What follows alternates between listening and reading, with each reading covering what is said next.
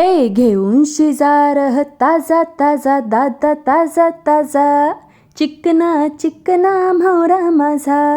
तर आज मी घेऊन आले आहे ताजे ताजे मासे आणि आज मी बनवणार आहे प्रॉन्स फ्राय। तर सगळ्यात आधी प्रॉन्स कसं साफ करायचं ते मी तुम्हाला दाखवते। ह्याच्या अंगावरचे शेल काढून घ्यायचे आणि त्यानंतर ह्याच्या आतला जो काळा धागा असतो ना तो असा पाठीमागे असतो तो सुद्धा काढून घ्यायचा आणि ते सगळ्यात जास्त महत्त्वाचं असतं काढून घेणं।